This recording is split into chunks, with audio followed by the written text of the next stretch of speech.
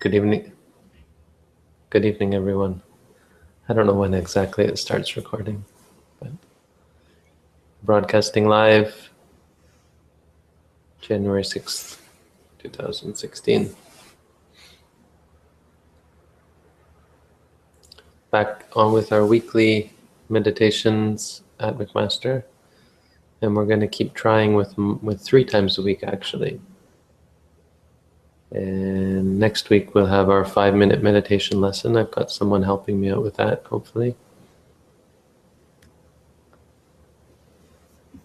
Have to test it. I haven't done a 5-minute meditation. I've never taught meditation in 5 minutes, not formally. So I'll have to figure out what's my elevator pitch, I think is what they call it. So we're going to set up going to set up mats, and sorry, I didn't hear you. You can practice with us. Right, it's a 5-minute.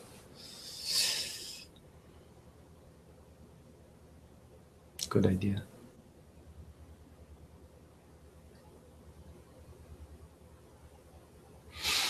Okay, so the basis of meditation is about objectivity. I don't know if I want to get too philosophical because they shut out.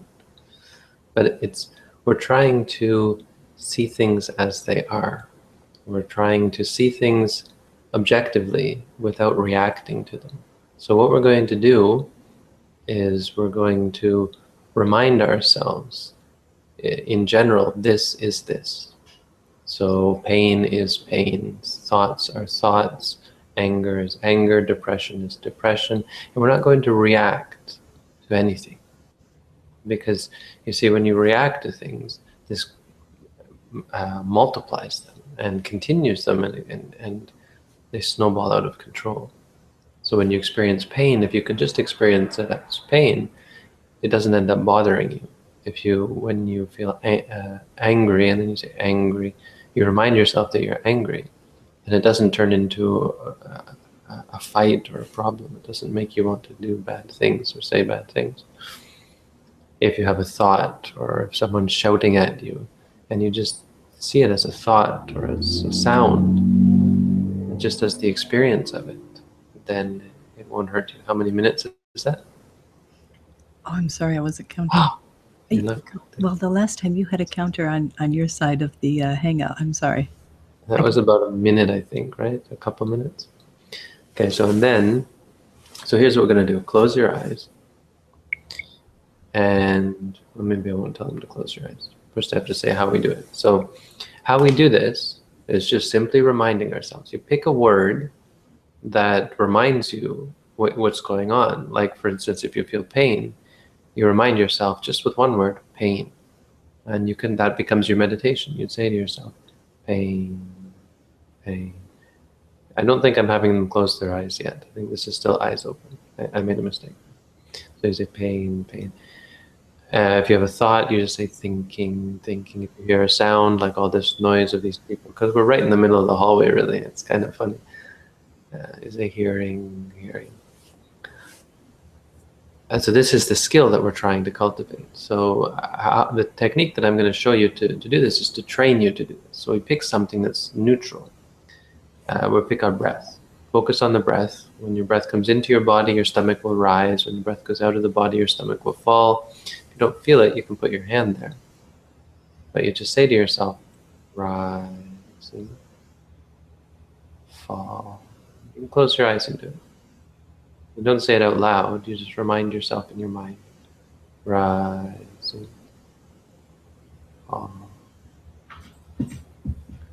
And that trains you to do that. Once you can do that, then you begin to extrapolate it into, really apply it in the rest of your life. So let's try that now. And then I'll have them do that. After a minute or so, probably have 1 minute left. Then I'll say, okay, and then now I want you to apply the same concept of seeing your stomach move clearly. Apply it to things that really matter, like when you feel pain, remind yourself pain. When you have thoughts, remind yourself thought, thinking. You have emotions, remind yourself angry, frustrated, bored, sad, worried. When you want something, wanting. When you like something, liking. When you hear sounds, hearing, seeing. And see, the thing is, we don't have a time limit. It's whenever they want to get up. If they want to sit there and talk to me for a while, well, I think that's fine. But I'm not sure how many mats to have. I think we'll have to experiment, because I think it's going to be too noisy for people to be too far away. So it might be like me and 2 other people at a time. And more than that, and it might get too hard for them to hear. But I think we're going to set up a nice carpet, rug or something, and real sitting mats, and then tell people to take their shoes off. We can do that. I don't think there's any way around getting them to take their shoes or boots off. Or maybe the yoga mats if a carpet is hard to come by. Right. We could just put out a few yoga mats and just leave it at that, right? That would be simple.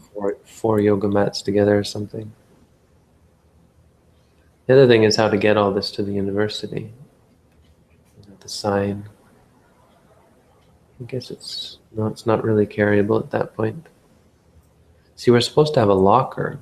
Tomorrow I'm going to find out about our locker. Why we don't have a locker for our club. Because every club should have a locker. But we don't.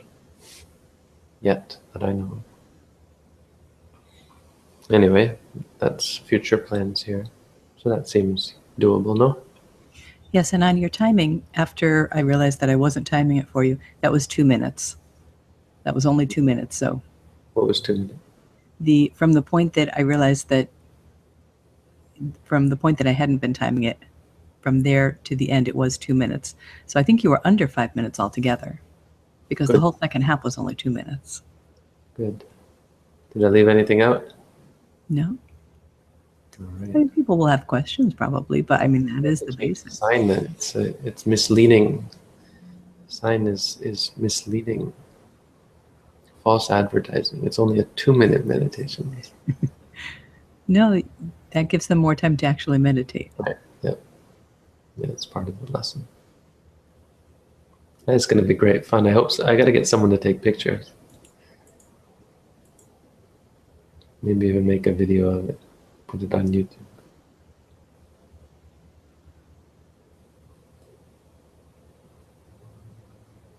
I should go on the Silhouette, actually. I should talk to the Silhouette, the McMaster University newspaper, and the radio as well. Put out a press release. That's what I'll do. We have to put out a press release. We did this for the meditation. We did this for the Peace Walk. And they interviewed me on radio.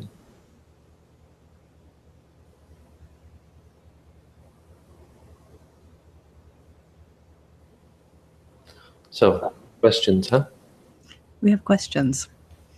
This one wasn't exactly directed to you, but it's probably a good one to answer anyway. What I don't know yet is, why do you call him Bante instead of Yuta Dhammo? Yeah, but don't I answer this one like every week? No, it just seems that way. Oh. I have answered it before. There's new people all the time. Sorry? There are new people all the time. Mm. New people joining this group all the time. But those questions you think people can answer amongst each other? Okay. Someone else can answer it. Okay. Bante, I was very glad to hear that you get to go see your teacher again. Would it be possible for us to come together as a community and put something together for you to offer to Ajahn Tong? And if so, what would be appropriate? Thank you, Bante. That'd be great. I'm not really thinking that I'm going to go. It was, it's been bugging me that I haven't talked to him about this new monastery, but it's not really worth flying across the world to do it. It's not, it's not like I've got a free ticket to go, so it would have to be paid for, which is a considerable expense. So, yeah, absolutely. If I go, let's keep that in mind, but it probably won't be. I don't know. We'll see, because there's talk that they might support some or some of the ticket anyway. I'll see if it's really there's a legitimate conference going on as well.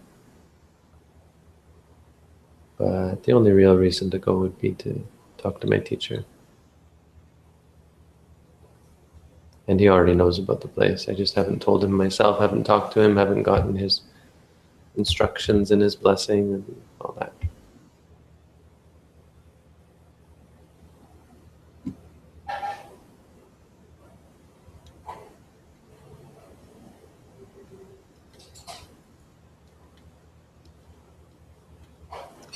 Did the Buddha know why the universe exists? I think why is problematic. It's a question that doesn't. It's like asking an innocent man why he beats his wife. It's like asking, why does a tree exist? What is the purpose of a tree? It's a ridiculous question. It's a sort of a theistic question, really, because the only answer is God. It's a very human thing to want to find a purpose for things, right? We've started to we differentiated ourselves from ordinary animals by our ability to cultivate tools, right? So the idea of things having a purpose, and if things don't have a purpose, we destroy them or we get rid of them, we remove them. We've had a very utilitarian bent to us in this sense. So there's no reason to think that anything has a purpose.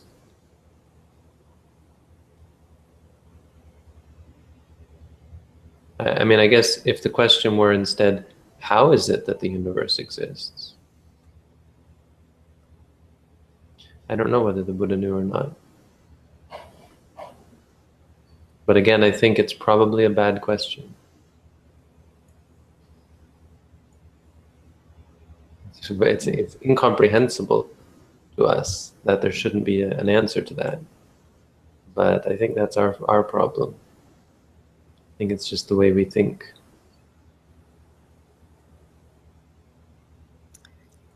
I have anxiety issues, and once I become too anxious about something for a few days continuously, it will get harder for me to meditate, and eventually I stop meditating until the thing I'm worried about is subsided. How can I make sure I don't stop meditating even when I'm anxious about something? We should meditate on the anxiety. Look up some of the videos I've done on anxiety particularly, because it's an interesting one. Anxiety, it's fairly easy to see that a lot of it's just physical, and physical aspects of anxiety aren't anxiety. If you go to video.siri, is it video? What is the website? Yes. Video.sirimangalo.org. We got a whole bunch of my videos categorized, and I think anxiety is under mental problems or something. Yes. And another thing you can do is lie down, do lying meditation. But definitely meditate on all the aspects of what you call anxiety, because much of it is physical. The anxiety only lasts a moment. And if you're patient and keep noting anxiety, then you're doing very well. You're learning a lot, you're studying the anxiety, and you're meditating. So it doesn't actually interrupt your meditation, it becomes a part of your meditation. The thing that you're anxious about, note that thing. Thinking, or whatever.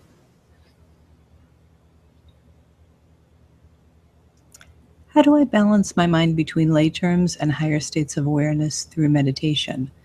I look around me and see people unaware of life itself, and they seem to be in a permanent state of sleep. I'm finding this very difficult. People seem to be more focused on self-gain rather than global gain. Well, there's no balancing them. They're opposites. The Dhamma goes in the opposite direction of material gain. So the conflict that you face, to choose in the end one or the other. But I mean, that's in the end if you decide that you want to become a monk or something.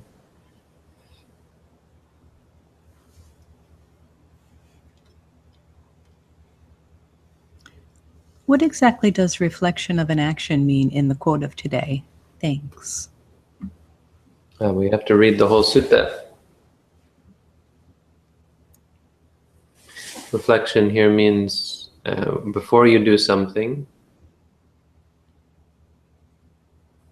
you should reflect, will this be to my detriment or to the detriment of others? Will this be a harmful thing that I'm about to do? So then you shouldn't do it. If not, then go ahead and do it. In the same while you were doing it, and the same after you have done it. Was that thing that I did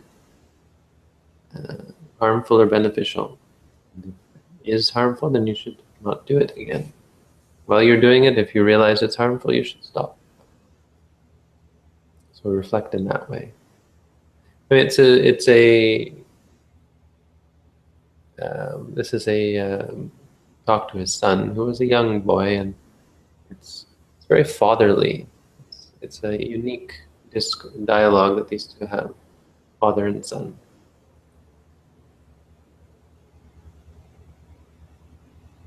If you are mindful of what is, if you are mindful of what it is, neutral and with no desire, if you accept things for what they are, is there any reason to help others? Is there any reason to change things? Not really, except that it's the right thing to do. It's the natural thing to do. We're not stones. We don't just sit around doing nothing. So part of your equanimity is what appears to be compassion, and I think you could even argue that it is compassion, but it's just a word. I mean, you act in the right way. So enlightened beings appear to be very compassionate, but some people think, well, they're not really compassionate because they don't really care. They don't really care, but the natural thing to do is to help others.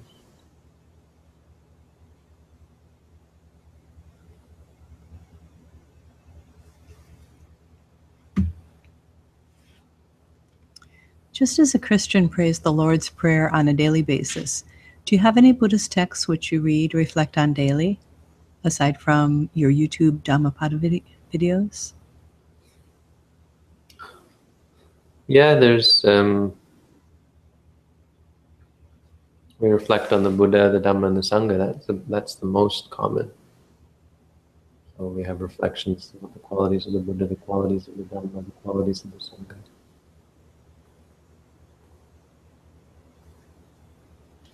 And then there are other Dhammas that are to be reflected upon daily. There's a list of 5 for lay people. There's a list of 10 for monks, called the Abhinha Paccavekkhana Dhamma.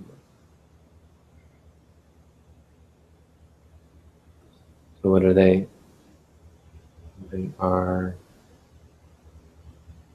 I will get old, I will get sick, I will die, I will lose everything I have. I can't quite remember. Oh, and I'm heir to my karma.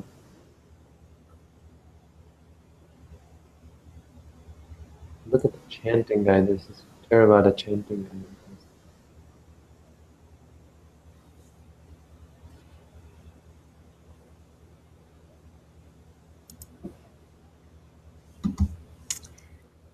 I believe a person who wishes to ordain must have the approval of parents. Is that necessary for a grown adult? What if the parents don't agree? Yes, technically that's necessary of a grown adult. If parents don't agree, then you starve yourself until they give in. Or threaten to throw yourself from a cliff or something like that. Maybe that's a bit far. But there's something about that. Monks who actually did that, who threatened to kill themselves. But the starving yourself may work.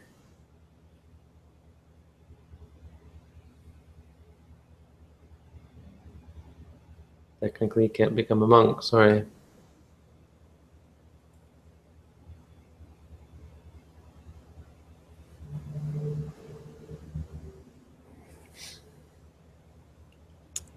And You could go and stand in front of their front door, sit on their porch until they give in.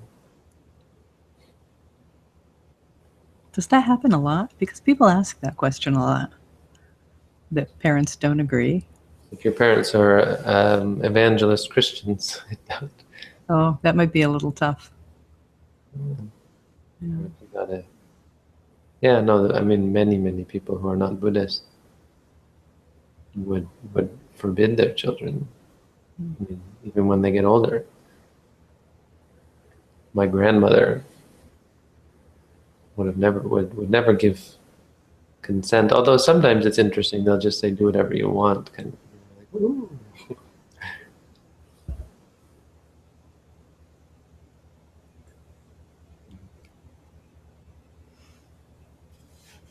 Is there much difference between a monk from Thailand and the teaching they learn from a monk from Nepal? Well, every monk teaches differently, but there's also different kinds of Buddhism.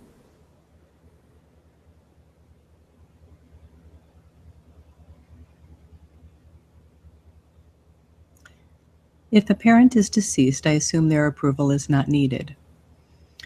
But what if, that was just a comment, but what if you knew the parents did not approve and then they passed away and you knew that that was not their Well, wish? as long as they're dead. As long as they're dead, it's okay, even if they never would have gone for it if they were alive. No, I mean, it's not about disrespecting them. It's about making them feel bad. Okay. They're dead, they're gone. Okay. In fact, it's kind of it's an interesting rule because the Buddha only gave the rule out of respect for his father, who then passed away. So, but he instated it as a rule. And a lot of the times, the reason the Buddha instated it isn't just the only reason he instated it. Like the impetus. So it's not to say that he didn't agree with his father.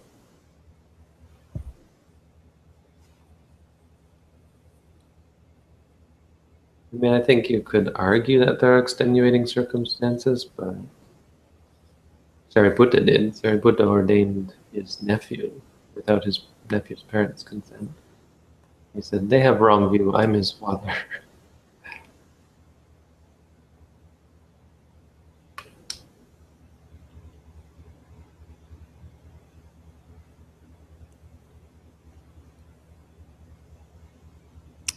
A suggestion, not a question, but a suggestion to find a way to remind on YouTube the link to this page.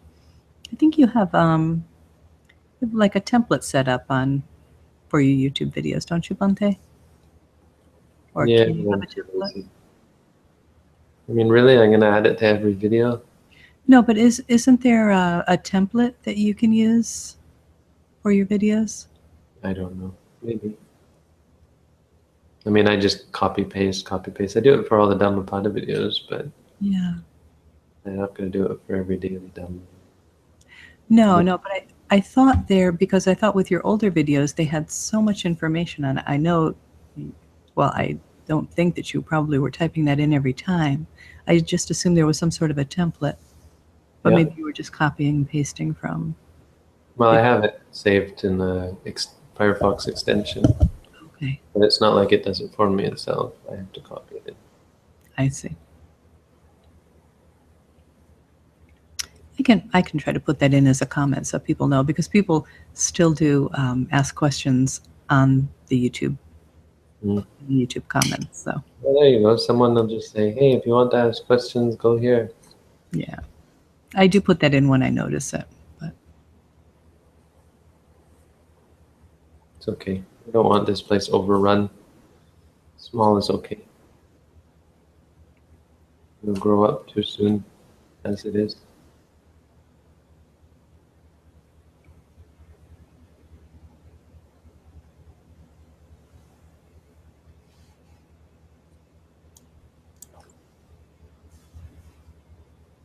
how are classes so far, Bante? Okay. Yeah, the East Buddhism in East Asia is looks really good. I just had a class today. The professor's his specialty is Indian Buddhism, which is neat because that's my interest, of course. But in Indian monasticism is his thesis is doing his PhD on. So I feel better about it than before because I wasn't really that keen on East Asian Buddhism, but he sounds like someone who will be interesting to talk to. And he's a really gregarious sort of person, so certainly will keep it interesting. Some people can't teach. Nice people, but they're too timid or they're too anxious or too anxious to please. So sometimes the people make these, the professor will make these silly jokes and they just don't know how to be funny and they try to be funny and it's just teach, it's cool. We don't need to be entertained.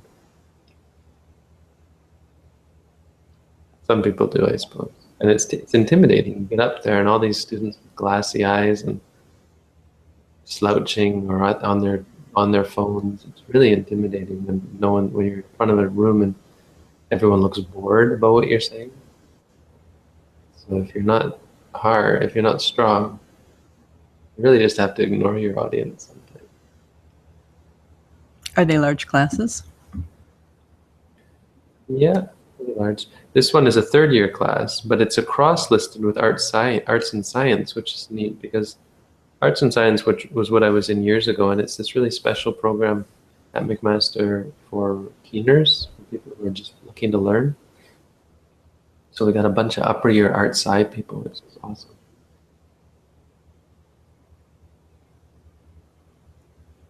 And tomorrow I think I'm switching into another third year peace studies class because today I had a class on peace and popular culture, but I'm afraid it sounds like it's going to be a lot of music and movies. And that's not really appropriate. Trying to think, could I justify that? I don't think so. Yeah, that's a bit of a quandary. Yeah. It's also newspapers, so I was thinking, well, maybe we're looking at newspapers and newspaper articles. But I don't think so. I think peace studies is going to turn out to be not as interesting as I thought it was. It's very much about, external peace, not so much about inner peace. Like people that go to protests and get really angry protesting about peace. But too, and also like brokering peace talks, there's all that kind of stuff. Like Peace Corps, whatever that is, Peace Corps? Peace Corps, yeah. In Canadian, we used to have the Blue Berets, the peace called peacekeepers. I'm thinking religious studies actually would be more interesting. I thought it wouldn't, but I'm kind of keen on religious studies now.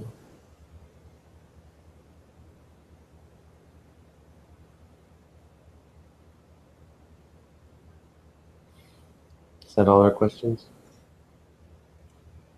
Just one more. Did you hear back from TEDx, Bhante? No, let me see. They just closed applications on January 4th, so... Oh, just a couple days ago. So I think it's still early. I'm not holding my breath. I mean, not that it's a big deal. I'm not really hopeful because I don't probably fit the mold of a student, and it's supposed to be student-based, so I don't know. Maybe they like it, maybe they don't.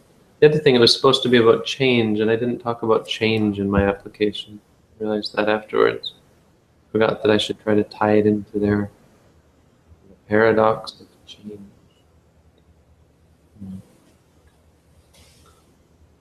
No biggie. Got lots of work to do as it is. Yeah, it certainly is about change. I mean, introducing technology to ancient teachings that's all about change. But yeah, that's right. I think it's close enough that they can imply it, but I probably should at least use the word change. Yeah. Okay, that's all then. Good night. Thanks for joining us. Thank you, Bhante. Thank you, Robin. Good night.